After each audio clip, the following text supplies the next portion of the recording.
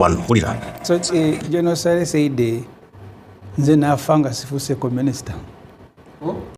General Sale. So in the after election 2006, he was made the Minister for Microfinance. I actually interviewed him before he ran away. I had thought in my mind that he would be the last member of President Museveni's family to be in cabinet, or Kalama to be in the cabinet. With the OO, when we had capital gang with the president, I asked him, why did you make your wife a minister? How do you supervise your own wife? And he gave a very long story. The wife is back in the cabinet. General Sale's daughter is there. Muhozi's Moram Shatsi Kutesa is there. Foreign affairs? No, she's in finance. I think yes, state finance. Yes, micro. That's the Moram for General Muhoz. Their babysitter, who was taking care of them when Museveni was in exile, Kaboyo, is there. The other relatives are there. Tumukundi, the other day his son married one of Museveni's daughters. He's there. Jim Mo is part of the family, and others. It's very difficult to supervise. Aren't you bastardizing? I am not the one who appointed the cabinet. Why would you look at it from relative, the side, the blood? No, because General Sale, I gave you that background and thought it would be sufficient. Okay. Since then, I found as Fuse minister. And in the following cabinet, they put him there. I think now he realized that there was nothing in being a minister. Now he has sent a daughter. Sale's daughter, Moses Moram, their babysitter, their mother. Now imagine a father chairing a cabinet with all these family members there. And they are not the only, these are the immediate ones. So there are others, I've told you, to Mukunde, Muhezi, Ramirama, etc. The president is very casual when he's choosing a cabinet. That's how he ends up appointing my sister and friend, the Honorable Kasule Lumumba, a chief whip. Yet, the Administration of Parliament Act, says parties will elect from amongst their members.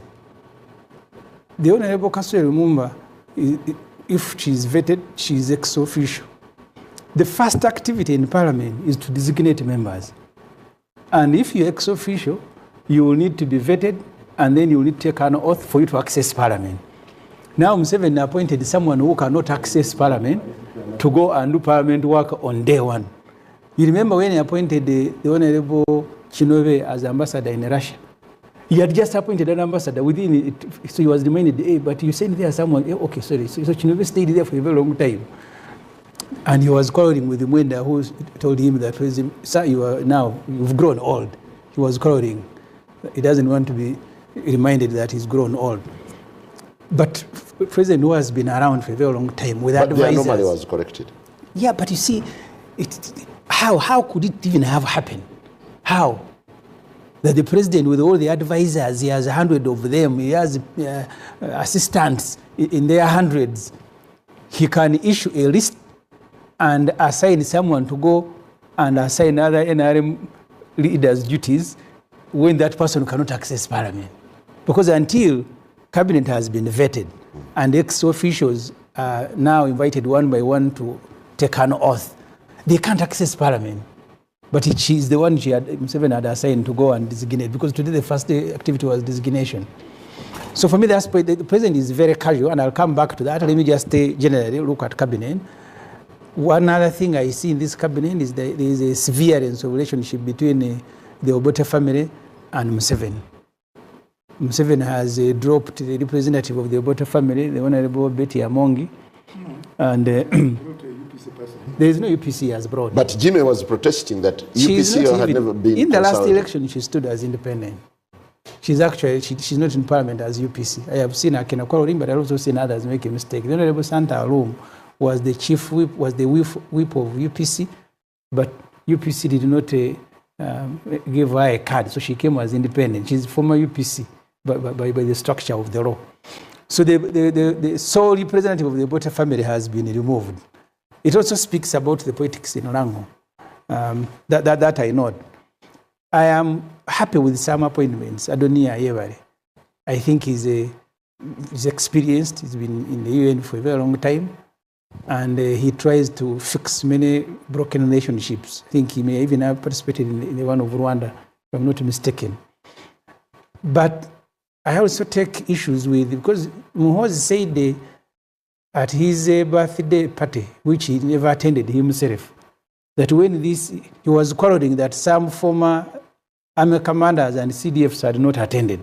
Said, when this general invites you, now David Muhoozi, I have been in parliament. I think the best performing ministers, David Muhoozi was one of them.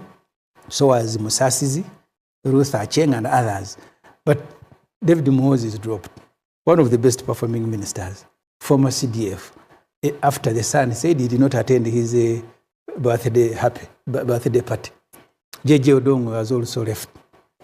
He's also a former army commander. He didn't attend? He didn't attend. He said the only person who attended was Katumba Wamala, and Katumba Wamala is maintained. So the ones who didn't attend were warned by Muhoozi that something will happen, and it has happened. So so there are. Baryomunsi bounced back. Baryomunsi did. MK was vowing that he will never be on cabinet. Maybe that's the reason he's back. But also, Baryomunsi has been very active as a minister of information. He's a medical doctor, but he's been very active. You meet him even on community radios. These ones, Chizindaro.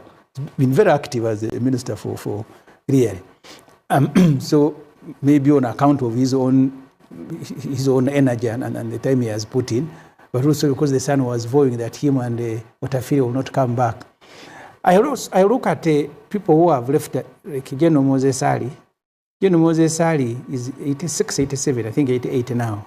Old, but also unwell. I think it was good to allow him to go.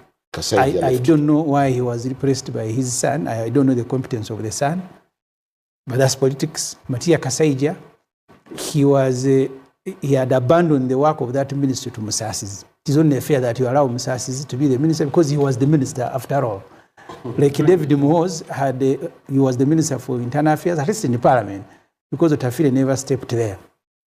But part of the reason there was even a problem between Nabanja and Otafire, you appoint a supervisor who is despised by others.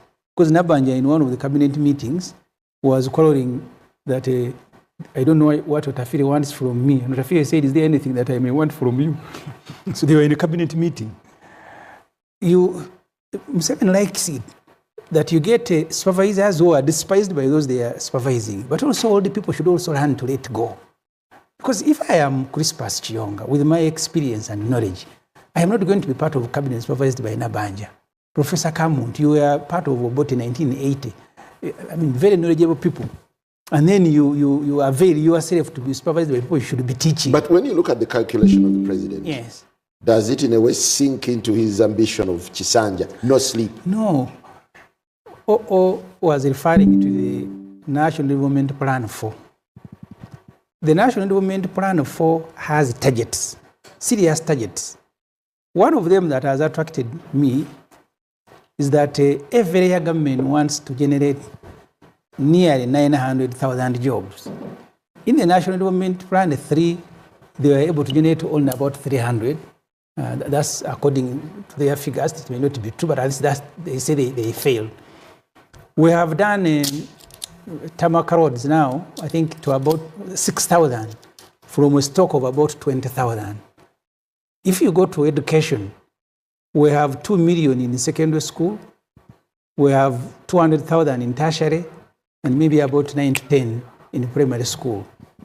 If you read, including the National Planning Authority, they give you the challenges in the education sector. One of them that is outstanding is that because of the quality of education that we give to our children, many of them, their productivity level will not go beyond 39%. Even IMF has done a report about that. So if you choose people, because Museveni's wife is very passionate about education, but she doesn't have time, but she's also inaccessible. She runs that ministry through emissaries because she never steps there. Muyingo and Kaduchu and others who are at the ministry, they wait for ADs from Mama to come. So the ADs are the ones who sit ministers and assign them, you will follow minister for this, you do this. And then they disappear. So there will be nothing done at the ministry because even at a parliamentary level, we spend 5 years without seeing the Minister for Education. And the Honorable Taiwa said, because of the health restrictions. Because each time you are going to access the president or a member of his family, you must do a COVID test. Say the first aid cannot be here. So if someone who is inconvenienced by health consideration, restrictions, why do you assign that person a responsibility of more than 15 million people? Because we have nearly 15 million people in the education sector. And the person who is supposed to be superintending on that sector is not available. And then you do reports, your own reports, and say children who are in school will not go beyond 39% their productivity level.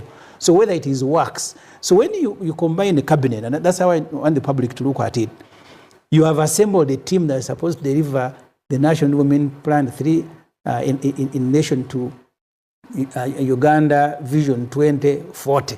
So this particular group, when I was interviewed by NBS, I told them, just tell me a single private company that can hire any of those people Museveni has put in the cabinet. Just tell me, you're a private company and you go looking for staff and you hire who?